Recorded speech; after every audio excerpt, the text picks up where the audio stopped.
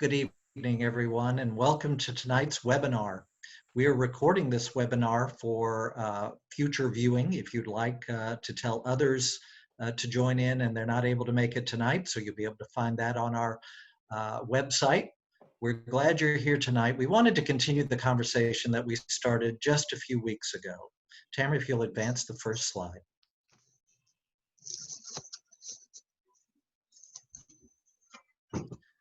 Here you'll see a list of our speakers, all of whom were involved in our last town hall. They'll introduce themselves as we go along further in the presentation tonight.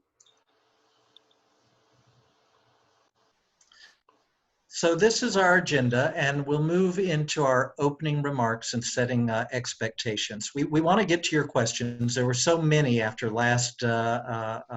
the last town hall meeting, and we felt badly we weren't able to get to all of them, but we had a great opportunity to hear stories and to talk about the importance of discussing and having action on improving race relations in our organizations, our homes, our communities, our society.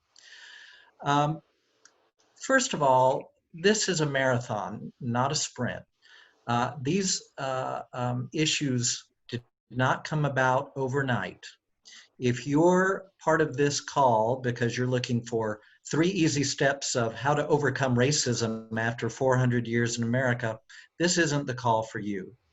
This is part of a discussion, an ongoing discussion of learning, dialogue, how we start working in our own homes, in our own communities, our schools, our nations, and so on. We want to keep the dialogue going. It's important that we give everyone an opportunity to have their voices heard. That was so powerful in our last town hall, hearing stories about how the systemic racism in our society impact our friends and colleagues and people we know and love. Often viewpoints that I, as a suburban white man, hadn't really thought about and that I need to. And so I appreciate that we were able to hear those voices, and we want to continue to hear those voices and have the opportunity to hear these stories that make a difference.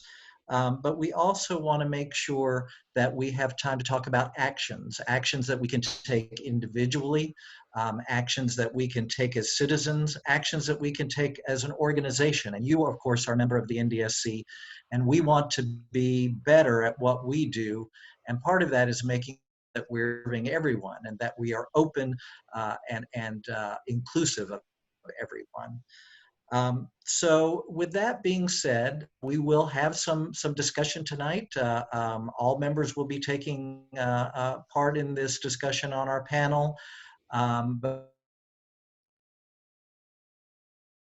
about some of the actions that'll make a difference and some of the things that we at Ndsc are doing as we move forward. Now it's my pleasure to turn the mic over to our good friend and our new president, Chantel Neal Howe, coming to us from the beautiful state of Texas. All right, thank you, David. Can you all hear me good? Can. Okay, awesome, good. Thank you. And not to duplicate, but we definitely wanted to reiterate some of kind of what David just alluded to. And first, thank you all for tuning in again. Those of you who attended with us and shared with us the first town hall, we thank you, and we're looking forward to working with you in whatever capacity that may end up being. And again, I just want to say again, this is not a sprint, it's a marathon. Right? So let that soak in. It is definitely going to take us some time, and some of us longer than others, maybe, to even understand or become aware of all of the different intricacies that are going on here with race relations and that intersection with Down syndrome, right? So just give yourself that time, give yourself that space, be kind to yourself, and keep the dialogue open. That's the most important thing. Turn to others for understanding. Turn to all the resources that you're already aware of, I'm sure, and the resources that we'll share with you throughout this discussion. And just know that there's no expiration date on any of what we're going to speak of today. My good friend reminded me of that today.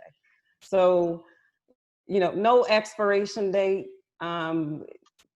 Keep the lines of communication open, and just think as we're talking through and as we're going through the different various topics today, you know, and identify where you yourself, where you believe yourself, where you sit, identify where you sit and where you believe you can help and where you believe you can become active. If you're part of an organization, an affiliate Down syndrome organization, identify where you believe your organization fits in. And how you can best help. We're going to give some examples throughout. We are going to, like I said at the end, wrap up with some good resources, some that we've already shared out there in the community via the Ndsc website. So just, you know, sit back and just know that there are opportunities for growth for all of us. So find your opportunity and allow us to kind of walk alongside of you and support. Thank you. And we are going to actually walk into a poll. Tamara, do we have a poll question that we can?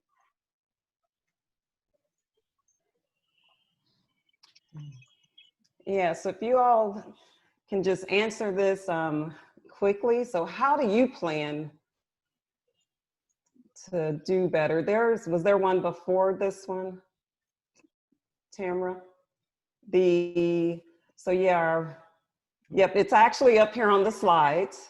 Sorry. So let's take a minute. That's okay. Go ahead and take your time and get that together. But really, we want to know, how are you feeling? I want to know, how are you doing? How are you feeling? Given all that's going on in 2020, really, how are you feeling with COVID? Now we're all trying to figure out our back to school situations or not, right? Where you're at. We got race relations, things going on. Like, how are you really feeling? And if you can just answer the poll right there in your Zoom poll option. Yeah, give them just a few more seconds. We've got almost everybody has answered. So, oh, good. Thank you all. Yeah. All right, we're going to give it about 5 more seconds. All right, that's good. Yeah, this is an important one. I mean, we're really concerned and just want to know where everybody sits and how you're doing. All right, so, okay, so we're primarily kind of in the I'm pretty good, I'm just okay. Yeah, okay. Well, yeah, thank you for sharing with us. Definitely be kind to yourself. You know, again, you know, give yourself the space to feel how you're feeling, and just know, you know, at the end of the day, everything's going to be okay. We here at the Ndsc care, the panelists care. We want to, like I said, walk alongside of you and be there in support of you. You will hear more as we move forward on some of the things and ideas that we have out there that you can do as an organization or an individual. So thank you for taking time to share with us how you're feeling. We really do care. Okay. And I'd like to now turn it over to Kim, who amazingly got us through the first town hall, and she's going to do an absolutely amazing job today with us. Kim. Thank you, Chantel. Hi, everybody. Welcome back. And this is a continuation. And David, thank you for setting the stage. And Chantel, thank you for just leading us in this wonderful direction. And what a great question. I really love that, just taking inventory of how we're feeling.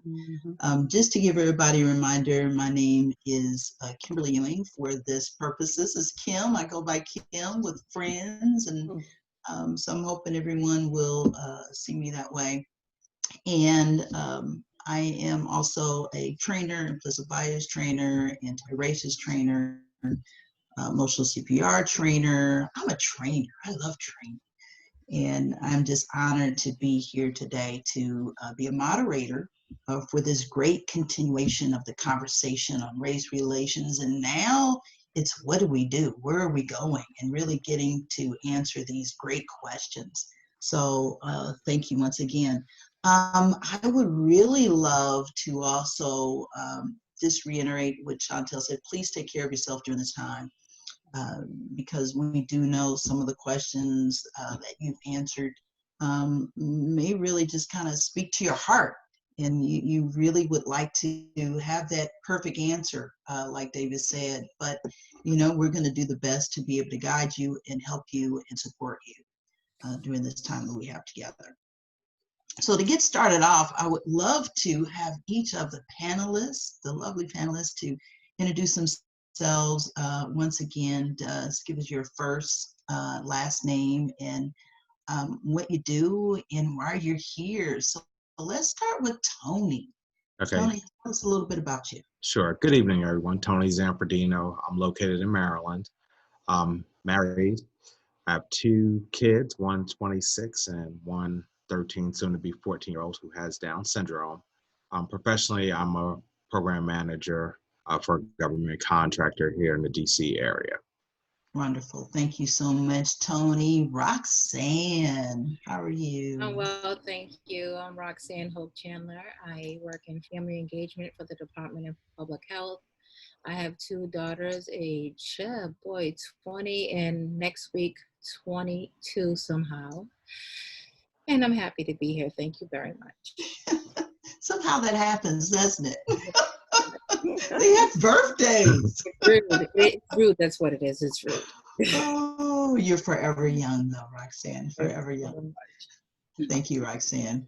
Kishore, Hey, please. thank you. Hey, everyone. I'm Kishore Balodi. I am the immediate past president of the Ndsc, and I'm the medical director of our Down Syndrome Center here in Pittsburgh. And so I'm a pediatrician by trade, but the reason I'm here and the reason I do everything that I do is because of my brother, who among many wonderful traits also has Down syndrome, and is the reason why I'm as crazy as I am, my kids would say. I've got 4 kids. Next week, I can say 3 out of the 4 will be teenagers, and it is a fun place to be. But thank you. I'm so excited to be on this call as well. Thank you. And Gina. Welcome back, Gina. Thank you. How are you doing this evening? I am Gina Weathers. I am here in Indianapolis, Indiana. I'm a retired sergeant with the Indianapolis Metropolitan Police Department after 31 years. And currently I work for my church as a office coordinator, and I truly enjoy that. Wonderful. Thank you, Tamra. You are making it happen behind the scenes, my friend. Can you tell them a little bit about you? Sure. My name is Tamara Persley, and I'm the Programs and Partnerships Director for the National Down Syndrome Congress. I have 3 boys. They are 11, 14, and 16, and my middle son has Down syndrome, and my youngest son is on the spectrum. People say all the time, if you do what you love, you'll love what you do. And I can honestly say that I love what I do. Thank you so much, Tamara. We really appreciate you. And Chantel, again, congratulations. Thank you. Thank you. Thank you. Thank you, everybody. Thank you for trusting me as the new president of the National Down Syndrome Congress. Thank you, Kishore, for still sitting there beside me and going to show me the ropes. I really do appreciate you. And looking forward to, I am the mother of Zoe, who's 14 and just happened to sport an extra 21st chromosome. She has Down syndrome, and I reside here in Spring, Texas now. Wonderful. Thank you so much. David, I know you started off, but you know what? I don't know. We might be missing a little bit more about you. Well, I am the executive director of the Ndsc in my 18th year. And like Tamara, I love my job. I love the people that I work with. My wife, almost 32 years, and I have 2 adult children, one of whom has autism. And, I'm here both in my professional platform, but also because this topic is really important to me as an individual, and to recognize my part in supporting a system that I unknowingly was supporting, and my commitment to making it better. So that's why I'm here. Yeah, well, thank you so much, David. Chantel, this Yeah. first question is for you, my friend. Okay. How do we diversify our board of directors, staff, and volunteer base? Yeah, this is a very good question, and one of the many that came in advance of our town hall. It's first of all, kind of in my experience and from what I know through working in corporate and through being involved in a lot of non-for-profits, it's tough and very challenging to serve a community or a population when the board of directors, the staff, or the volunteers do not resemble in any way the communities that they serve. There's kind of a disconnect there. With anything, in life, it's almost like you have to have, a line. What is that line that connects you, that allows you to connect, to individuals? And one of the things that I think is important is, there are already people and organizations, entities out there doing something good, right? There's always someone out there doing something good that you can draw off of. So who has that connection with a diverse population already? Maybe it's the schools, maybe it's the local Down syndrome clinic, that has the connections with individuals of color, with Blacks. And another one is, make whatever it is that you're trying to do, if it's an event or what have you, make things accessible. That's going to be the theme throughout, is accessibility. It's easy for us to say they don't want to be involved, they don't want to come. But it's like, look at the accessibility. Now with COVID, I mean, this is a great example. We've all had to turn to Zoom meetings, right? So who knew we could get so much done over Zoom? We're all being productive in our personal lives, in our work lives now. We're having healthcare appointments. We're doing taxes over Zoom. I mean, there's so much business. We're having and full things. conventions, Chantel. There you go, a whole convention over Zoom, right? Exactly, yeah. So it's making it accessible, thinking outside of the box, being in contact with others who are already doing it or who already have those contacts. Wonderful. Thank you so much, Chantel. I appreciate that. Tony, I want to know if you can help us out with this question. What are the challenges that need to be overcome to ensure effective engagement with communities of color with Down syndrome? Okay, good question. One of the effective ways is, again, looking at what you do and making sure what you do seems inclusive.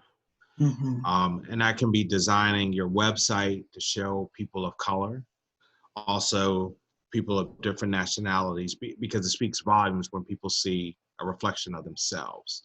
Also, the other thing is to look at the programs that you do. One of the programs that our local Down syndrome group has talked about since we are in COVID is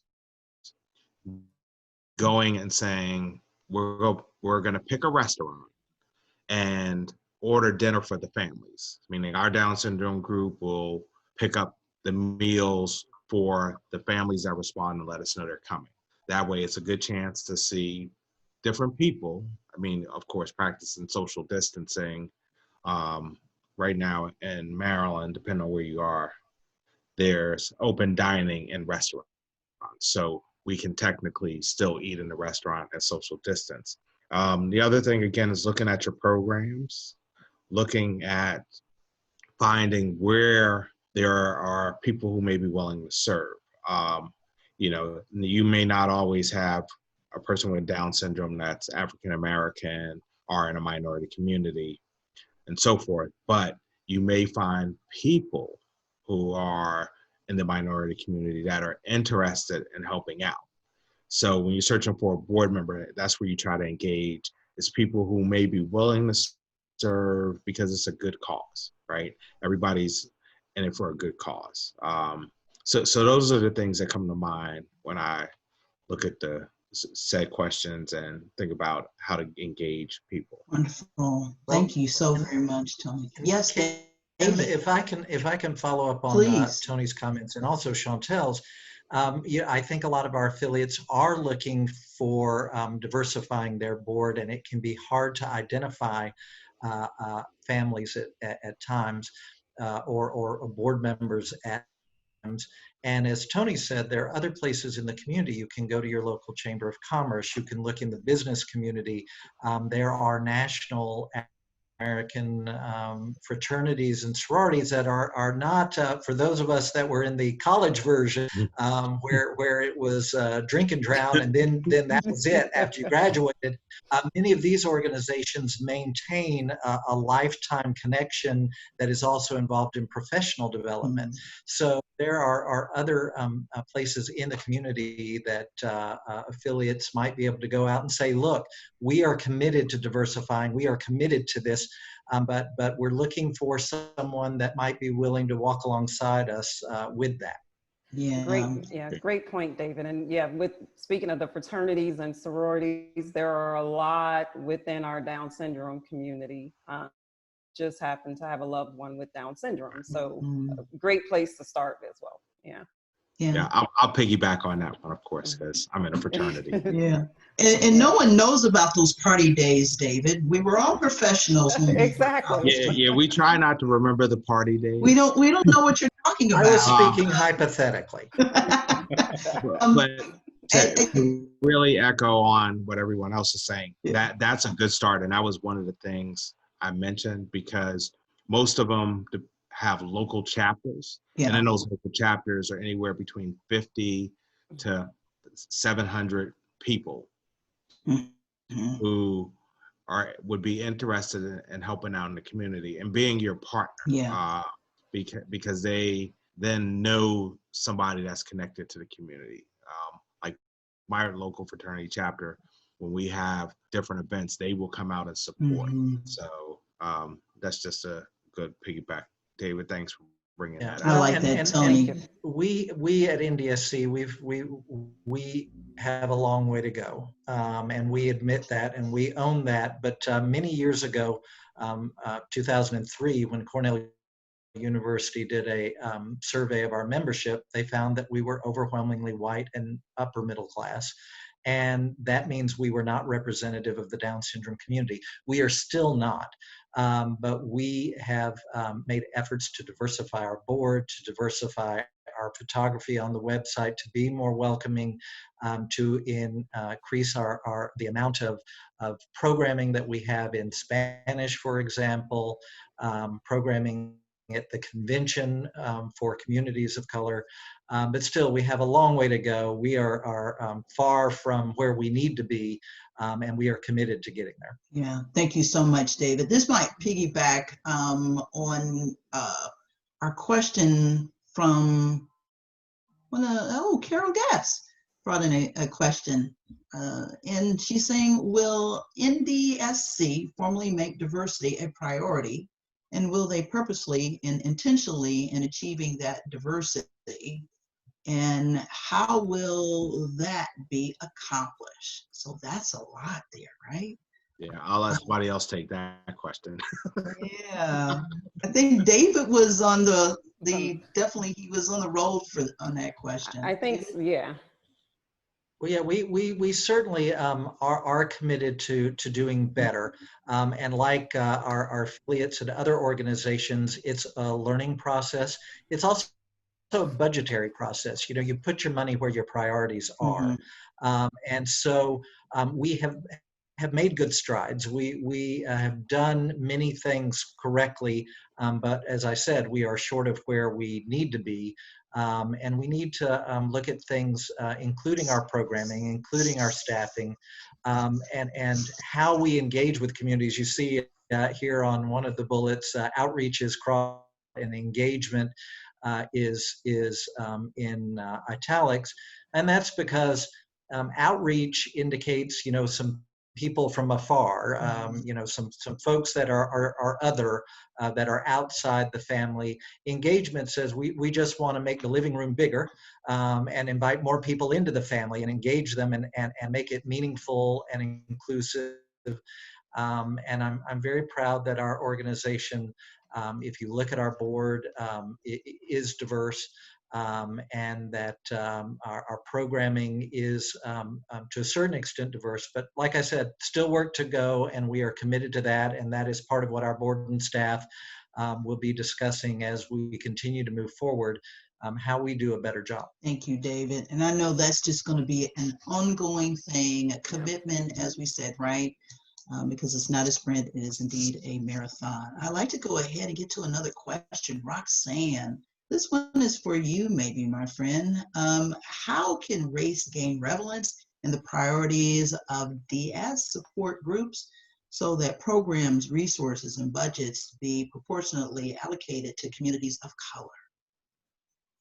Well, I think David really answered that. The budgets. We Mhm. really just have to do it. I really want to kind of move away from, for diversity purposes and for equity purposes. When you look at, like you said, in 2003, when the study came out in terms of how diverse NDSC was at the time, in comparison to the population of people with Down syndrome, it wasn't equitable. So when you look at that and you say that you want to do more, when people say that they want more, they want to do more engagement with different cultures in their support groups. So what are you going to do about it? Like, how are you going to do that? How are you going to invite people in and keep them in?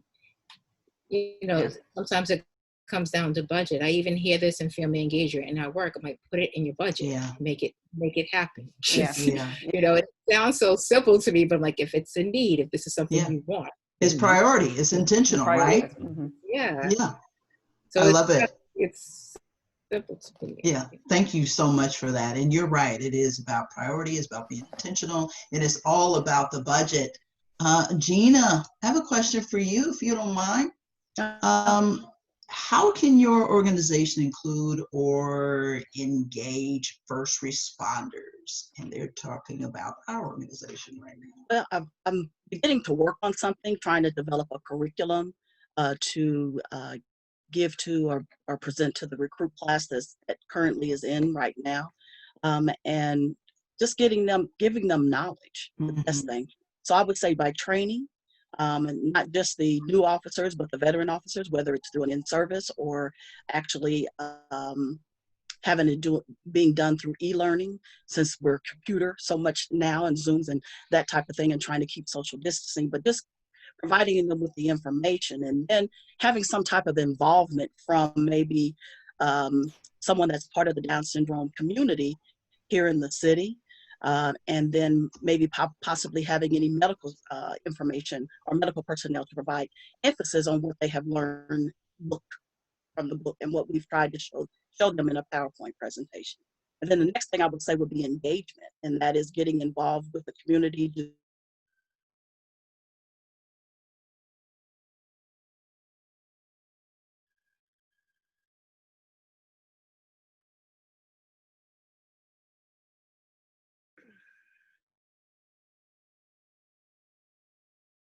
On the department that they may even meet in their neighborhood. So just to have the officers interacting with the community, I think those are the three things that we need: is training, involvement, and engagement, which would help with our department. Thank you. I'm hearing that word engagement again.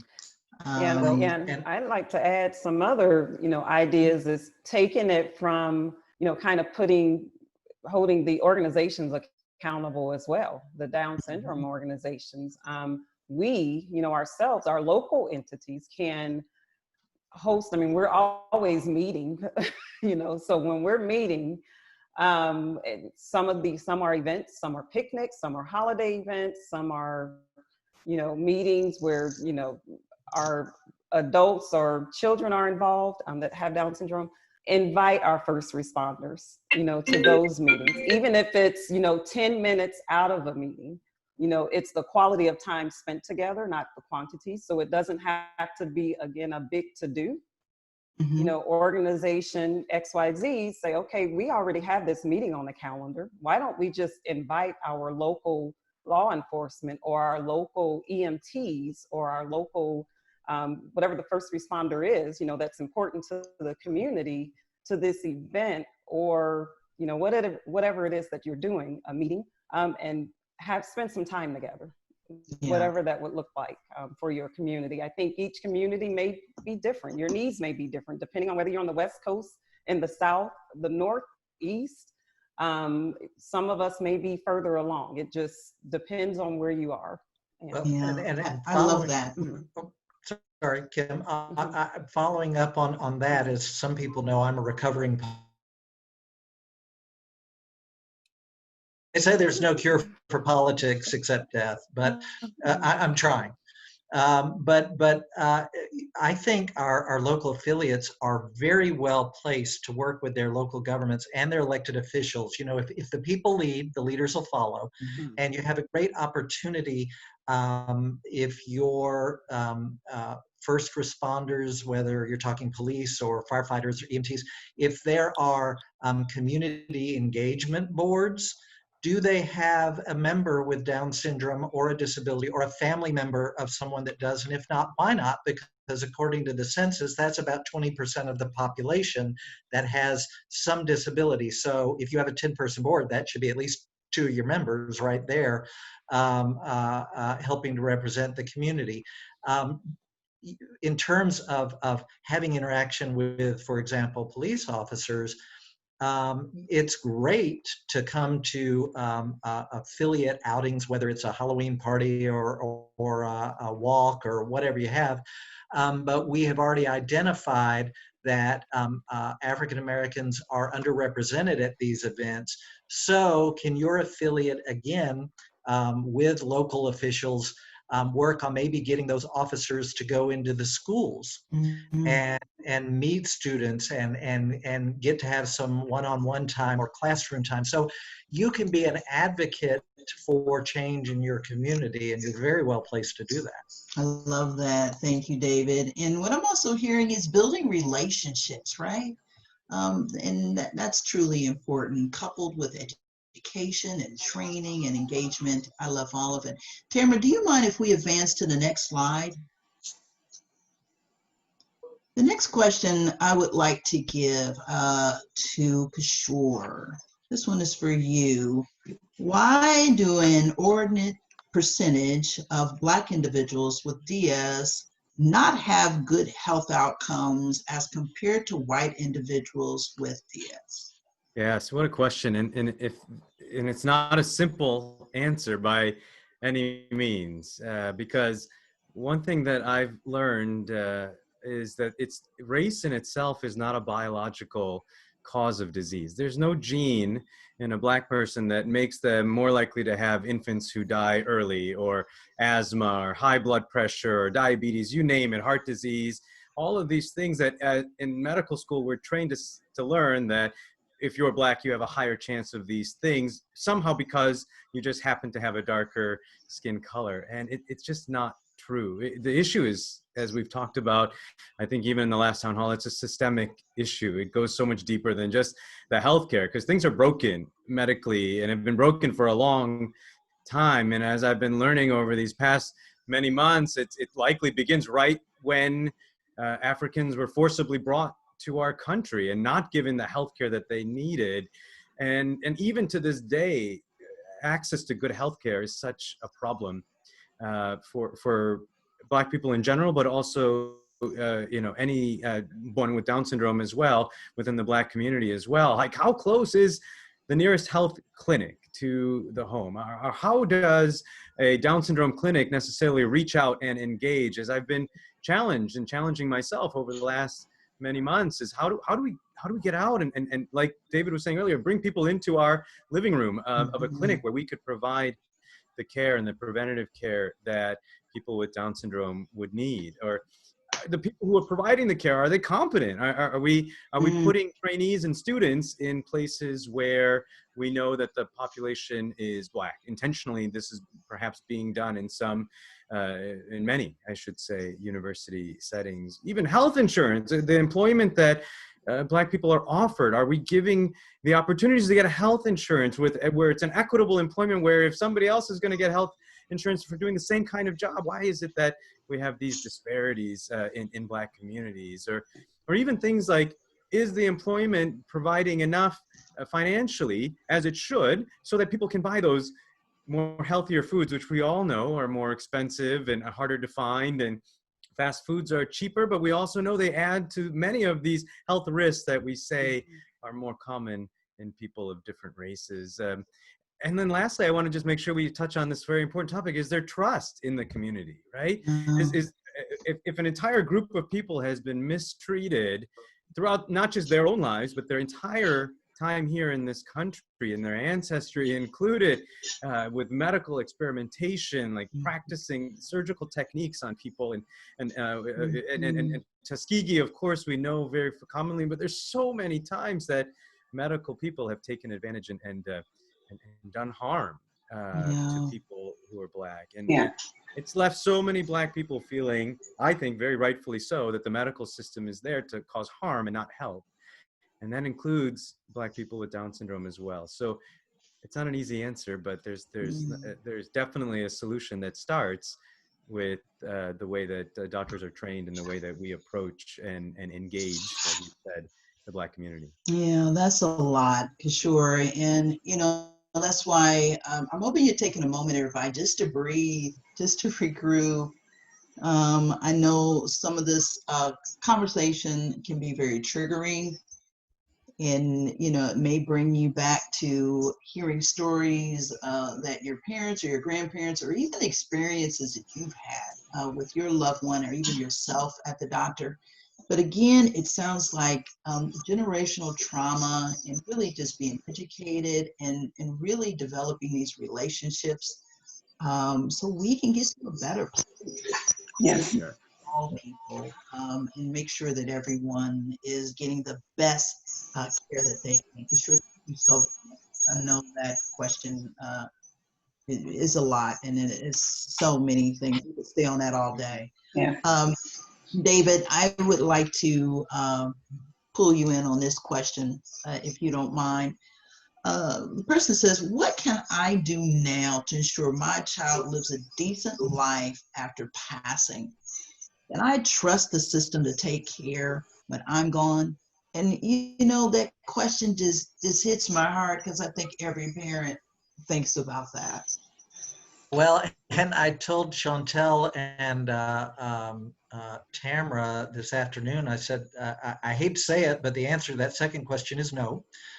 Just as we have to advocate for our children to make sure that they get a quality education and that they have access to quality medical care and that their needs are met, parents and other family members have to be proactive in terms of setting up the systems to outlive you as a parent. And I know, with our son, we're looking at the same thing. And a lot of times that falls on family, but there are other entities such as micro boards where people that are maybe family, maybe not, but folks in the community set up a board where the individual with a disability is the chairman of the board, and they surround this individual with support and help with financial matters and the like.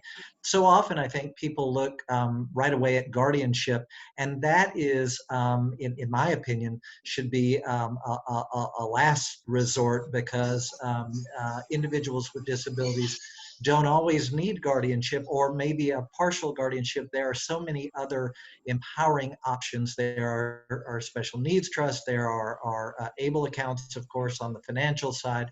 And we will be having a webinar. I know Tamara is working on lining up the speakers for that, on some of these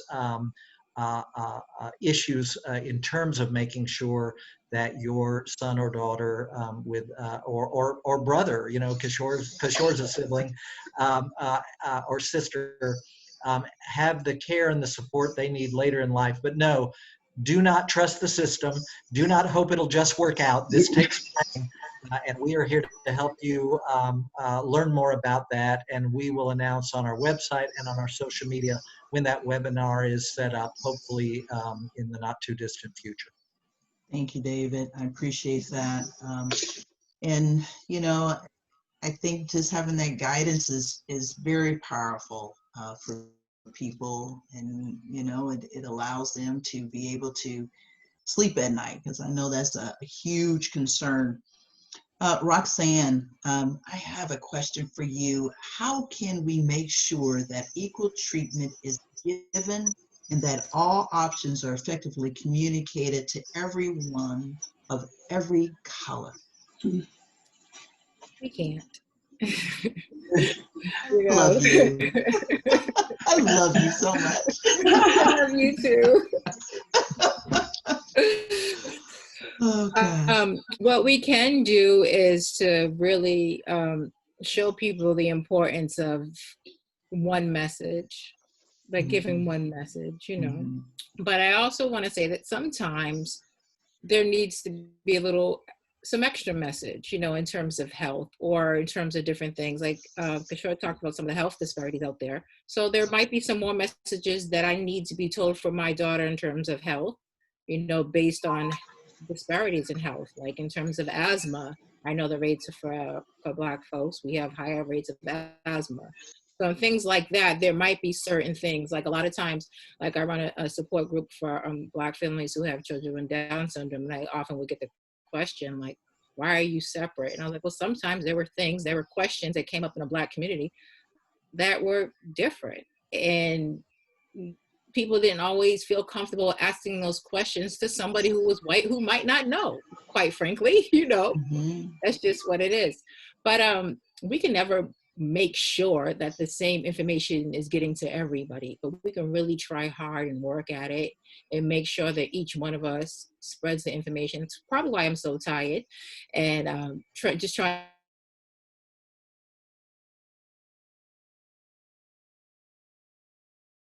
You know, in Massachusetts, I could be at a conference, and if they don't look like the majority, I don't care who you look like, but if you don't look like the majority, and I help the majority, but if you don't, I'm like, hi, how are you? Yeah.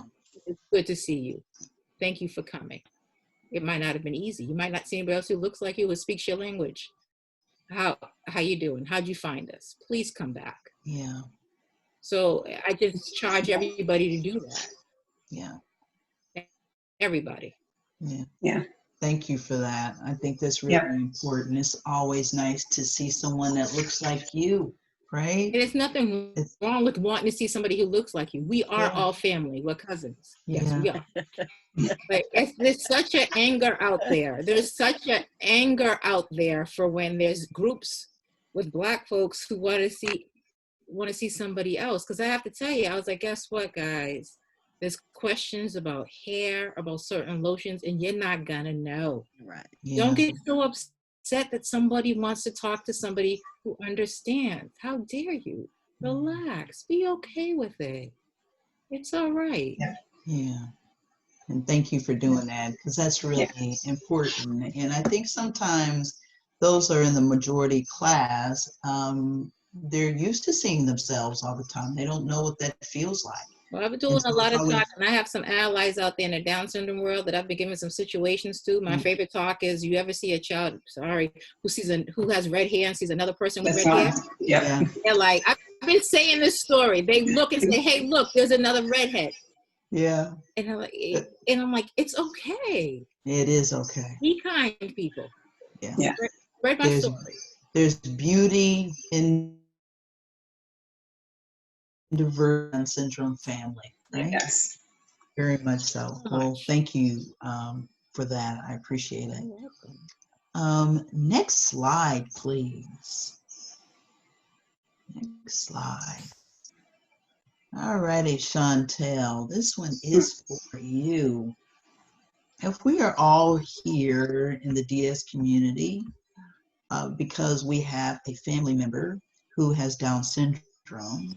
What does color have to do with it? I think this is a really wonderful follow-up with Roxanne. Yeah, and this is I almost hear yeah. love got to do with it in that. Yeah, yeah. This is such, and I'm going to say it's a great question because the number of people that have this question, including the ones who won't come right out and ask this question, is great.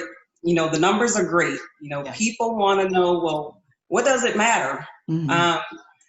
So let's start with something that we all know about, right? One piece of them to say we all know about because we all have that in common. Let's start with the intersection of race and Down syndrome. We're all on this town hall for some piece of Down syndrome, whether it's that we have a loved one with Down syndrome, or we work for an organization that supports a community, the community of Down syndrome, or we're interested in getting involved in the Down syndrome community, whatever it is, right? We all have that in common today. And add to that the second layer of race. So we already have Down syndrome in common, right? And for those of us who have had to go through the education system with a child with Down syndrome, I mean, I wish I could see everybody's hands. How many people had an easy time with that? I don't think I'd see many hands. I think all of us probably had some sort of challenging time in the education system with our loved one with Down syndrome, right? So you got education, you got a more complex, probably health issues with your loved one with Down syndrome. So there's the medical piece of it, there's the educational piece of it, then there's, you know, just the societal piece of it, you know, assimilating or trying to help our loved one figure out how to, you know, be in society and be accepted in society. And there's many other things, right? So those are all challenging. So now add on top of that a second layer of having to be so overly concerned about the color of your skin. Just kind of let that sink in. I have to already work 2 times as hard as the next parent, you know, with a child just kind of going to school, doing well, the teachers get them, the principals, you know, get them. You know, when I show up with my kid and she might be the first one in that class or the first one in that school that has Down syndrome, oh, I got my work cut out for me already. And then on top of that, my child is Black. So we look different, we may talk different. They, you know, we're seen as different right off the bat. So there's just that double challenge there. So just kind of sit with that and just as difficult of a time you have dealing, you know, in this world and in this system that is set up for us, you know, with an individual with Down syndrome. And then, you know how much of a challenging time you have.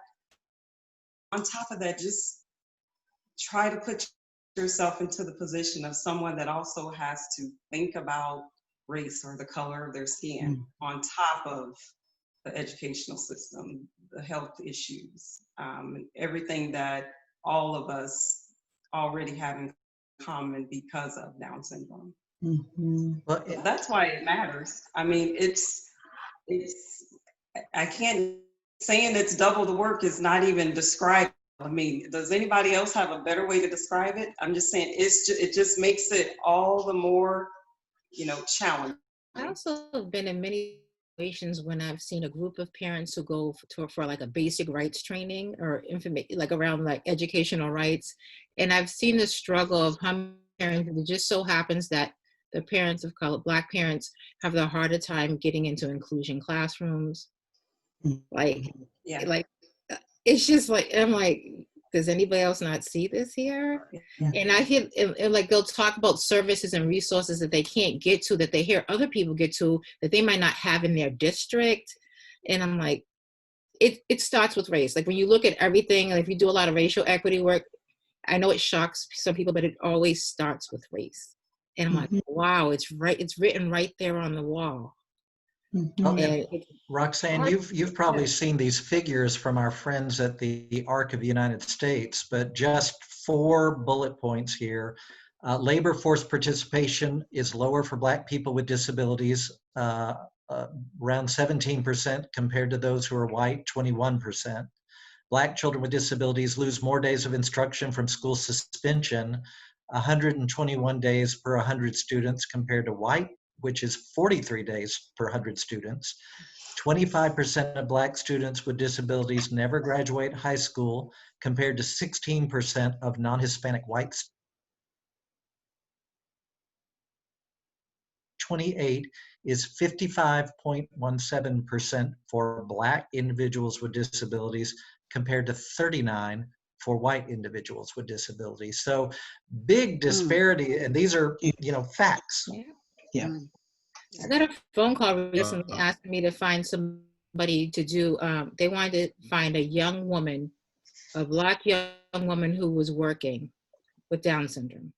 And I said, well, what age range? And they gave me the age range. And I said, okay, you have to give it some time, people. So we just got into technical programs and schooling, and things are just starting to get better. And you know how they say, like, every 5 years, things get better in terms of the education. You have to be careful to watch this. I was like, so hold on. The 15-year-olds are going to be working. They're going to be out and working.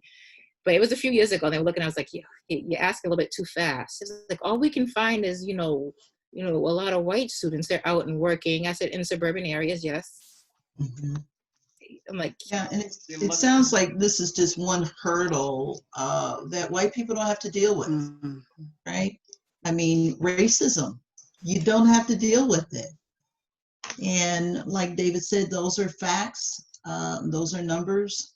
I remember, David, you even said this is one thing you have to worry about is giving your son a talk about how to stay safe when driving and just being out and about. It's important to really just know that these are real disparities, and that we have different hurdles in addition to also having Down syndrome. So yeah, it's really huge. Anybody else want to? So I have one point to that. As Chantel said, and Roxanne, sometimes dealing with school systems are an interesting subject, especially because sometimes school administrators, it's almost amazing that they don't realize that African Americans are educated and pay attention to certain things. So a story I have, my son was in 3rd grade. We had some academic challenges. So, we'd constantly go into meetings and see what was going on, right? So his 3rd grade teacher said, he handed me a whole bunch of work. First thing I did is I looked at the work, what he answered, and he got a bad grade. I handed it back to the teacher and said, I said, what was his mood for the day? I don't know. I said, well, if he would have answered because it was multiple choice, if he would have answered all because he just did it in a straight line, I said he would have passed the test and you would have never known the difference. So did you really challenge him at school, right? So as we continued into this meeting, for those who are in our local area, one of our nonprofits, which was the ARC of Prince George's, did infants and toddlers. So as we're going on, they're starting to talk. And they said, well, maybe you should contact the ARC about services. And I said, really? I said, well, considering I'm the board chair of the ARC, I'm pretty sure I know what services we offer.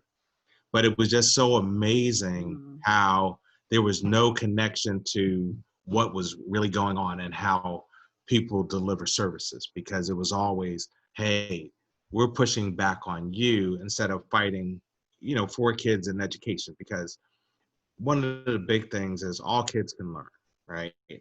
One of the most disheartening things that I've ever heard in a parent-teacher conference was kids like this will not learn. And I was shocked, and I'm like, well, really, why are you teaching special education? because in all honesty, there's no such thing as a book to teach a kid or an adult or anything with Down syndrome written by another individual with Down syndrome. So you step into their shoes and feel like how they have to learn, because it is. I mean, and there's just a lot of inequities, even when we look at, say how you access healthcare, how do you look at school systems, because a lot of that has to do with, the minority populations are in urban areas. Urban areas, unfortunately, because of the amount of people, sometimes lack the infrastructure to really do the things that are needed to be done. And it's probably more of our lack of understanding, right? I forget what the principle's called, of where people go past their point of true understanding and learning. And now, they're just there. And then I just wanted to touch on real quick about the family and finding someone to take care of your child. You really have to start that early on and nurture that person to understand what the needs are going to be, because as a parent, you get used to it. You learn so much about what Down syndrome is and everything like that, but you gotta have somebody else who's around, and just in case, right? Just in case. And I mean, going through COVID-19, I guarantee you we're all beginning to think about our children and what is it like to, number one, educate them, to have them around all the time, and then those times when you're not going to be here, right? What does the family look like?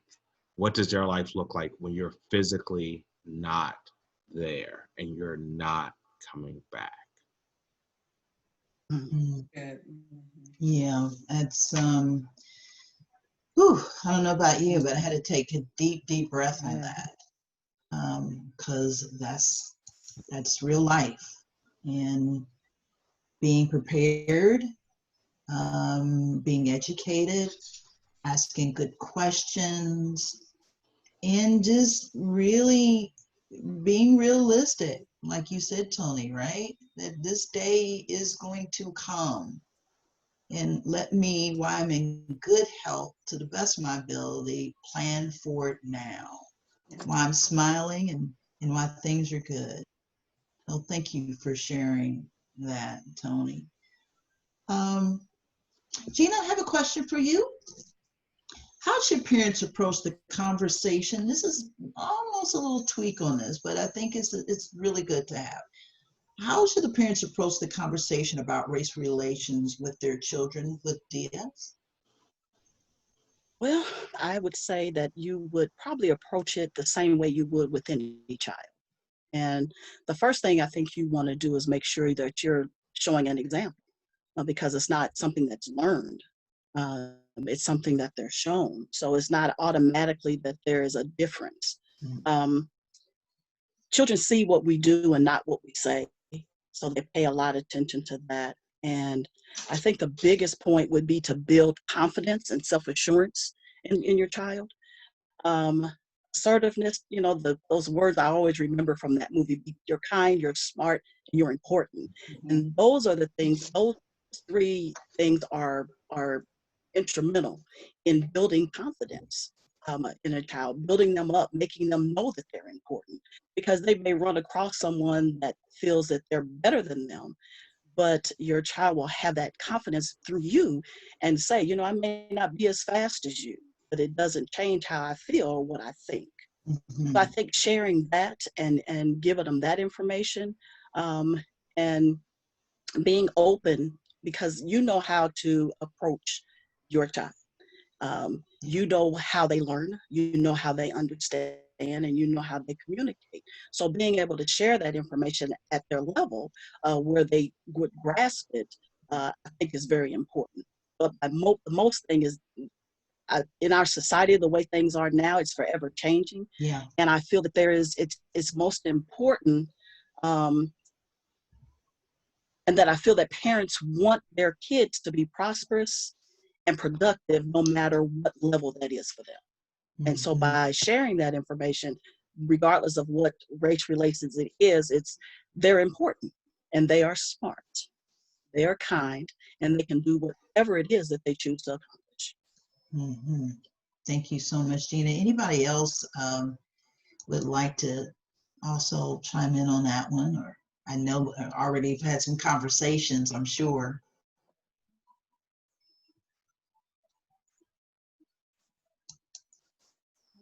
I think we're looking good on that question. Okay. Summed it up Sounds, good. Yeah. sounds good. Yeah, I totally agree. I feel like my daughter now, my 14-year-old, in talking to her and seeing her, if you didn't already know, you wouldn't know that she has some cognitive delays or she can't do certain things. You know, it's not for lack of trying, trust me. But she, you know, her mindset is that she can do it. She is, you know, a good person. She is worthy. So yeah, that was spot on. Yeah. So there's one thing, because I'm looking at the questions. So there's probably very little difference in terms of racism between the minority groups. It's probably very similar. One of the distinct differences, it could be based on geographical region, and so forth, where, you know, I'll use Spanish speaking people, maybe somewhere in the South, for example, they may be treated a lot differently because of course there's a lot of angst against, you know, certain populations, period. You know, maybe a person who's raised in the North, you move South or vice versa, and you don't really understand the, I want to say, cultural differences, not only between race, but between geographic regions, right? Because that's a very big difference. I'm a New Yorker by birth. I've been in the Metro DC area for about 25 years, and there's a huge difference between the two. You know, the funniest story I think we've all begun to learn lately is, what is the South? Because during the Civil War, the South was a lot further north than what we believe, because it's on the Maryland-Pennsylvania borderline. Now, the South starts probably around South Carolina. You know, so they're probably saying, well, there's a reason we call it North Carolina, because it's in the north.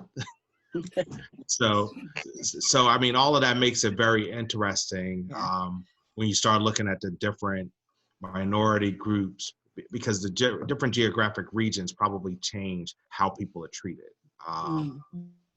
So I didn't want to leave that question unanswered, since it was definitely on our slide.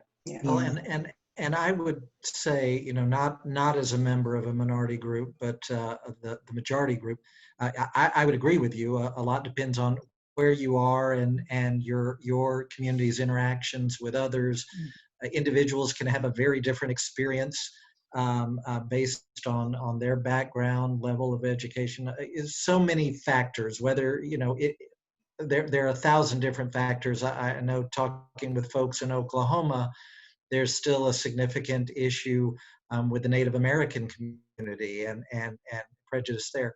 With that being said, the African American community and experience is very different. Of all the groups that we've discussed, they were either already here and unfortunately decimated by incoming populations, or chose to immigrate here.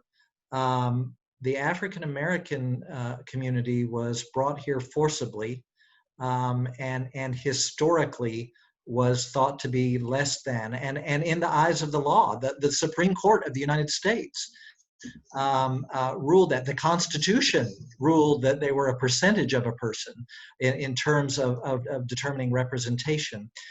And so I totally agree with you. There are many, many groups and individuals that face discrimination. I mean, people that are obese can face discrimination. There are many things that cause that reaction, and it's always wrong. But the African American community is unique in how it came into this country, and how statutorily by the government that discrimination was supported. So I think that's important to point out. Yeah, thank you, David. I have family and friends right now that are looking up their family history with ancestral.com and finding some family members being sold right along with cattle and other property. So they weren't even considered humans. They were considered other. And so there's a generational trauma. And Kishore, you brought that up too. Historically, of Blacks being viewed as not having pain, very little. And that's why even today, when you go to the doctor and you're sharing that, you're having some pain and you may not get the proper care that you need. And this translates into what's happening with our young people and with Diaz, or even our grown people in general. And in the intersection piece, Chantel, that you mentioned, that you have to deal with the piece of Down syndrome, and then the piece of being Black or being a person of color in general. But David, I like how you said, but we have to look at each group. And African Americans have we've had a really rough time and continue to. So this is a great conversation and a dialogue to have. I know there's one question here on this slide, and this is answer all of it. And I'm not sure if there's anything to mind. Please chime in if you think so. The person said, what should I do or not do? What are the appropriate questions or statements to say? What are things or statements that are offensive or hurtful? And I know that question is a lot. It's like, this is when you want to sit down and have a cup of coffee with this person and see what they really mean. Yeah, I would suggest that they take some time for self-education. Maybe read some books. Right about now in COVID, there's a whole lot of trainings free at that that people can take, but just take some time for some self-education on different subjects. So like a question, what should I do or say?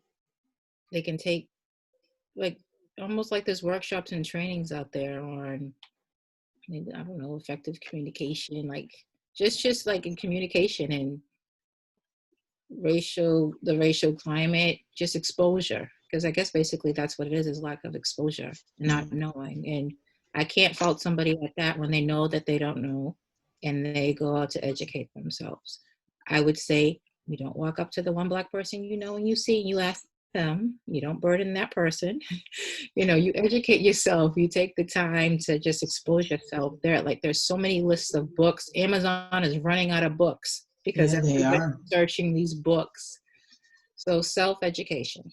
Yeah, and have some resources at the end too. We do have them, but take the time to educate. Exactly. And also, I'm sorry, Chantel, go ahead. Oh, go ahead, David. You're there. Well, I was just going to say that self-education is very important. I know we'll be talking about some of the resources on the Ndsc side, and we are bringing in materials for our staff, and that's important. But we're at a very unique place in history. These issues have been around forever, and right now people are talking about it. And who knows what'll come back next week. It seems like it's a new chapter of Revelations each week, and we're having to face something new. But I don't want to let this moment pass, and so self-education is important, but so are these conversations, and sometimes they're difficult and they're awkward, but I don't want people not to say. I mean, sometimes you might have an opportunity to have a discussion with someone, and it would be okay to say, I don't know what I don't know, but I want to be better. And you don't want to burden someone else, as Roxanne said. But I think so often in my own life, I was raised, don't hurt anyone's feelings, and don't say the wrong thing, and so you say nothing, and so that perpetuates the system. So I don't want this moment in history to pass us by with us not saying what needs to be said. The person who wrote that question, I hope, is here. I hope they were here the first night. I trust that they're here tonight, and this is all a part of it. Yeah. So two words you probably want to retire: the N word and the R word. Take those two words out of your vocabulary, and I'm sure a lot of people will not be offended now by using them. The other thing that I've always found amazing, especially when folks talk about individuals with Down syndrome, they're like, Downs. Yeah. I'm like, no, there's no S. It's a person's last name. It's a Dr. Down.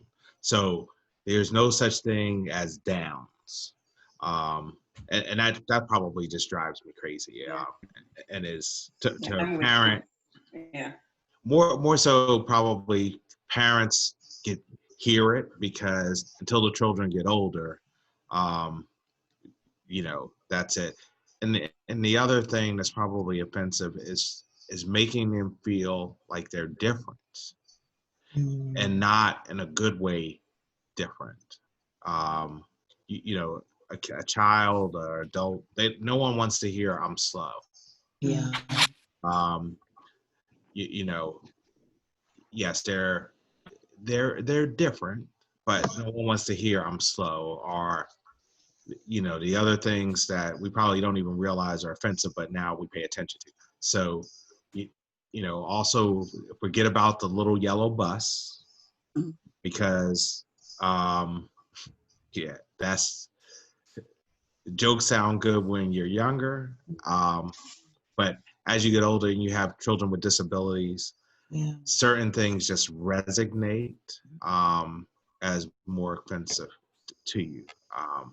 And probably maybe other folks have a couple of different more of examples, and so forth. I mean, and sometimes you kind of know, I think I can't remember if I used this last time on a presentation, but about a year ago, I was at an event with a large population of Down syndrome. So there was a congressman, and I want to say he was from Kansas. I looked him up after the event because I had to write his office. And as he was speaking, he said, I look forward to the time when there is no Down syndrome. As you could imagine, almost everyone in the room stopped. So there's only 2 times in my life I've ever been anywhere to hear a pin drop. It was the first time, it was when the Nationals lost to the Cardinals. And that was just painful to walk to the train station. The second time is when he finished talking, because it was just so shocking. And he was considered a supporter of the Down syndrome community. But he didn't understand. We're not looking for a cure for Down syndrome. We're okay with individuals with Down syndrome. We love individuals with Down syndrome. They have enhanced each of our lives. I mean, realistically, kids with disabilities, adults with disabilities, they see a lot of things that we forget. I forget some of the things like, see the flower, see the rose, difference between the forest and the trees. Those are the things that they see that we sometimes truly forget, but they become focused on that. Oh, yeah, and one thing just popped up for us is definitely do not call a grown man a boy. Please do not call a grown man a boy, because that must mean there is some confusion in your mind of an actual adult and a child. Mhm. So yeah, that just popped up as I was talking, so I figured I'd address that at the moment. Yeah, thank you, Tony. And, I think the key again is develop real, authentic relationships with people outside of your circle. Yes. We like to get caught in our communities and, don't just go out and say, I'm going to find a Black friend. I mean, or I'm going to go out and find someone of another ethnic group. Go out and just mix with people. And you'll find that a lot of people are just like you. Develop these powerful relationships, and you might get around to somebody saying, I have a question to ask you, and I just want to know if it's okay. Talk to me, and I'm just trying to learn. But get outside of your circle. If you're looking at your circle and everybody looks like you might want to think about how to make it richer, because it's rich. It can be very rich. We have a question. Thank you, Tony, for that. We have a question here, David, and this needs addressing it to all the panelists. What is done to make families with a member with Down syndrome know, but scholarships are available to help to support their participation in the annual convention financially? That's one. And is there a commitment to raise funds to support that way of bringing more diverse populations into our community? That is two. Yeah, so We have a very limited number of scholarships. In one time in the past, we were granted some money specifically for scholarships for a minority community. But we always try to set and budget a certain amount of funds aside for needs-based. We've done them specifically for communities of color, other than that one time where we were granted dollars. That's certainly something that the board and staff will be looking at going forward. And it's as we discussed earlier, and Roxanne and I had mentioned earlier, where your money is where your priorities are. And so we will certainly be looking at that and looking at our ongoing program, like our Lunch and Learn at the convention for African American families, and other programs. And certainly we do accept funds, both designated and general, to serve all families. And so going forward, we will try to solicit more dollars. We're certainly in a challenging fundraising environment currently, but it's an area that we need to work on. So good. So I just wanted to follow up to David and to really get back to something we've already talked to. This is a really good opportunity to find your local Down syndrome affiliate and talk to them about scholarships, because they raise money, they have money, and this is a good way to number one, get engaged, help prioritize these type of events. At my local Down syndrome affiliate, which I'm the president, one of the things we try to do is camp scholarships, because we all know it's a little bit more expensive. If there's conventions, if there's either in congressional events that folks need to get to pay, put funds aside to that, because your money is where your mouth is. You have lip service without putting the dollars behind it, because then it's just empty rhetoric, right? So hopefully that's what you do. You go back and talk to your local affiliate about doing things like that. It's a great point. Many of our affiliates send families to the convention every year. And in fact, we had many that supported families for the convention from your couch, but one saved so much money by not sending folks to New Orleans that they ended up giving 100 scholarships to the convention from your couch. So that's a terrific point. Mhm. Locally, I really, and even on our page for Black families, I remind families a lot of times that usually each state has something called consumer empowerment funds. It's a good secret.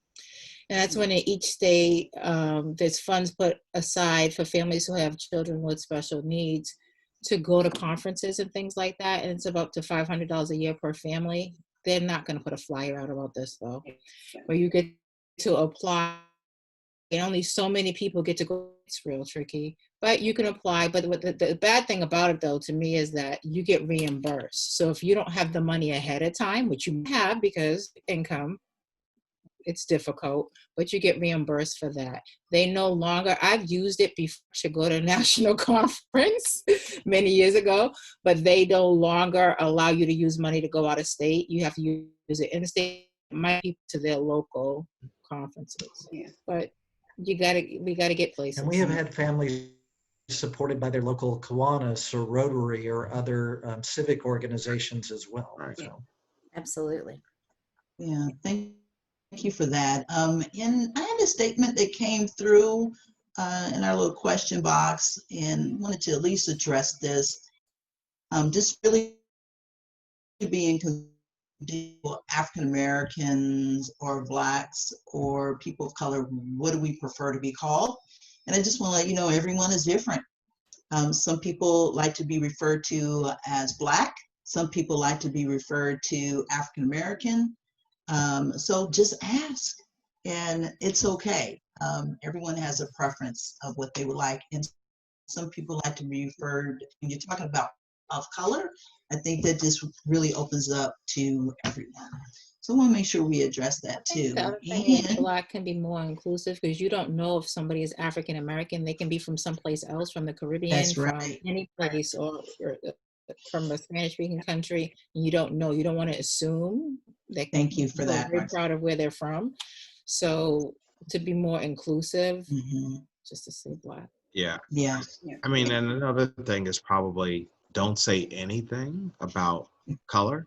I probably get it on the opposite side a little bit, because when most people meet me and they hear my name, then they say, well, how did you get a name like that? And I've always wondered how people forget that you get your name either from your mother or father's side of the family. So your parents gave it to you. Like, so sometimes I want to get to the point where I'm like, no, I just picked this name because I thought it was cute. But again, we begin to see some of our actual biases. Yes. But yeah, I mean, probably when you just meet anyone, I wouldn't refer to them by anything. Just meet them as a person, and through conversation, if that's a curiosity of yours, find out, is there a preference between being called Black, African American, or just plain old American? Well, Tony. Thank you all. Huh? All right. No problem. I appreciate it. Clarify your name.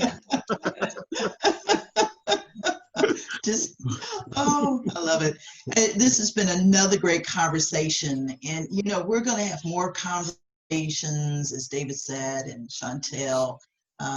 We know that we're just scratching the surface of answering some of your great questions, and we're hoping that you're going to continue this dialogue with your friends and your family. We hope you're going to take advantage of the resources, ongoing learning, ongoing training, and allow yourself to be uncomfortable so we can get to being better humans at the end of the day. That's really what it's all about, and really supporting our loved ones that happen to have Down syndrome.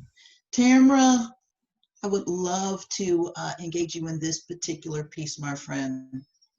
If you could kind of get us to what can we do and what's next? And I want to start off by saying I've always thought of myself as being very colorblind.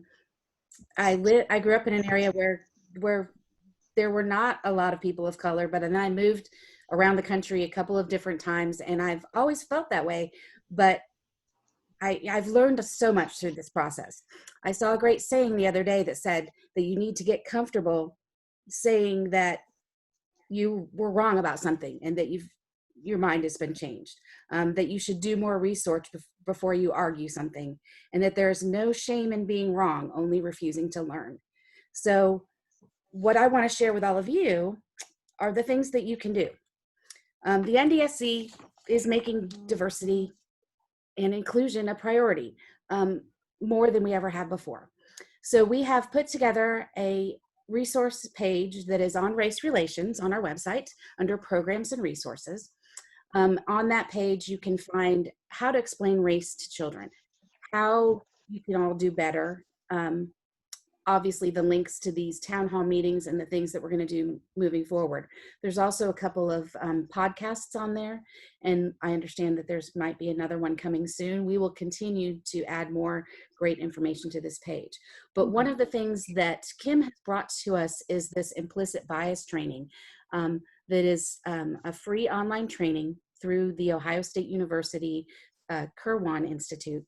And it's several modules. I took a brief look at it today, and I'm going to make sure that I do that, very soon. But it's free, and it's broken up into great little chunks, so it makes it easy for you to do it. So that's also you can go to it through this link. These slides will be available on that page on our website, and I'll make sure that everyone who is on this session today gets a link to that as well. We're going to offer lots of opportunities for involvement in focus groups, for our parent webinar series, like the topics on guardianship and wills and trusts and that sort of thing, and lots of other topics.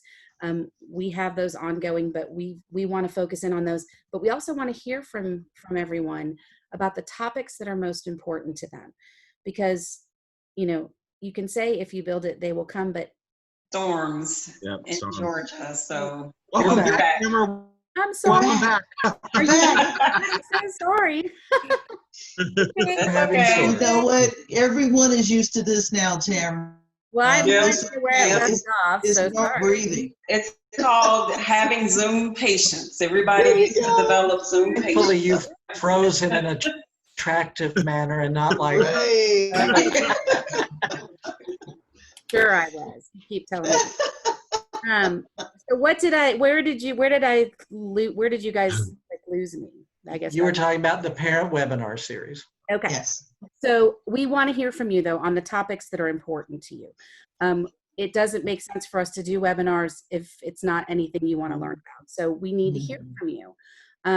We also want to involve people in focus groups as we continue to move forward through all of this. So we do need, we need input, but we need, and so beyond that, what's next? We talked about it with our affiliate groups and how important those are to the work that we do. We've had a few groups who are listed on our website page that have said you can count us in, and we want to hear from more of you. I know there You're are a friend. Yeah. So You're back. yeah. So start probably at implicit bias. I think that's where you may have left off. For the affiliates, yeah. Affiliate. Yeah. Yeah. I'm really sorry, y'all. And I turned my mobile hotspot on so it wouldn't do that, and I think it turned off. So I'll step in. So Yeah. Just going back to the affiliate groups and count us in, we have been really pleased and touched with the want to do better in their communities and want to make us better as an organization, and make not just an opening, but making a change in our society. This is not just about our Down syndrome.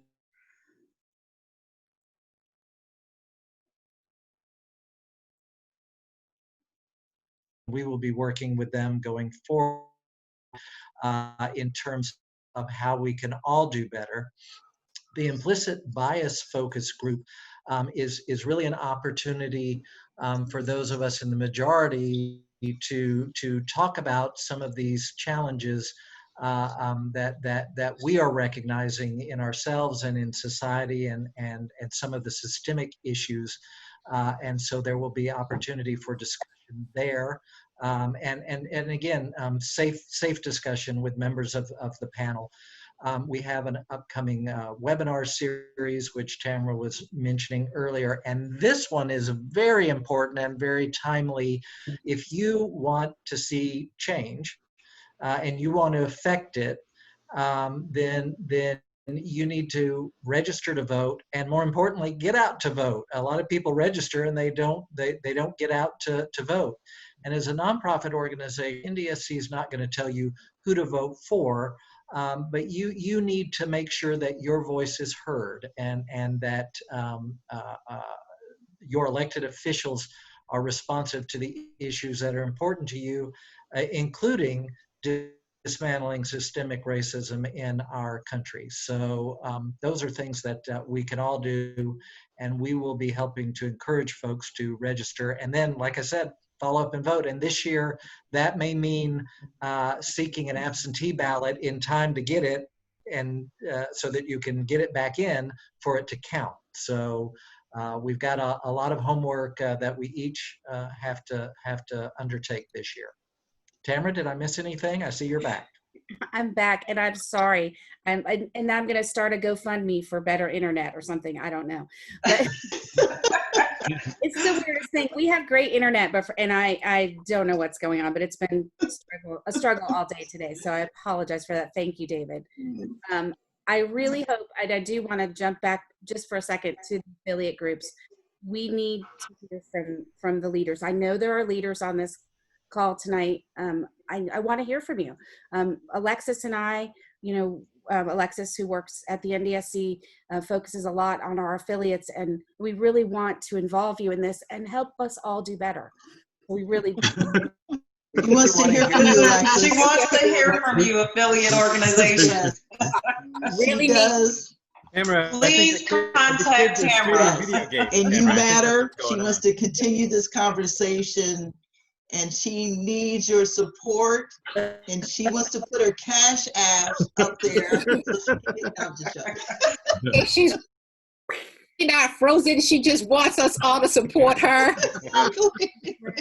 I can hear all of you right now. So. Oh no, she's back. Kim, before we Oh wow. So we're going to go back to that poll question that I actually accidentally put up before. Yeah. As you're exiting, if you wouldn't mind answering this poll question, and we will be sure to share and post some responses to this. Yeah, there you go. So as we put that up there, if you can hear me, now that we've laid it all out there, what can we count on you to do? We really do want to hear from you. We really want to get you involved at the level that you want to be involved in. And Kim, while we're getting those answers, I just want to thank you so much for moderating tonight and lending your talents to this important topic. We really appreciate you, and I want to thank all of our panelists tonight, and Tamara for getting us organized. I've just really enjoyed this town hall again tonight. Thank you, David. Thank you for having me, and thank you. You all made it so easy, and the panelists, you're wonderful, and I thank you for having me a part of this journey. Thank you, Kim. Thank you, everyone. Thank you, audience. You're great. And just so you know, I will just put this up there for ways to get in touch with us, because everyone is a little different.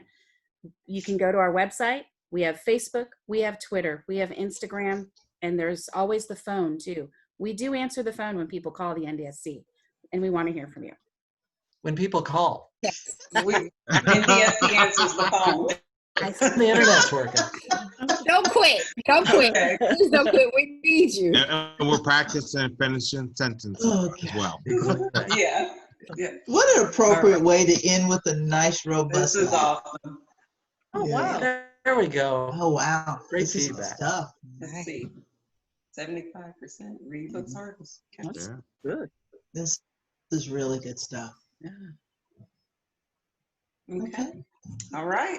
Thank you all Thank for you coming. all. Thank you, everyone. All right. You. Bye, everyone. Bye. Bye-bye. Thank you. Bye, everybody. See you. All right. All right. Bye. Bye-bye. Bye-bye. Stay safe. Yes.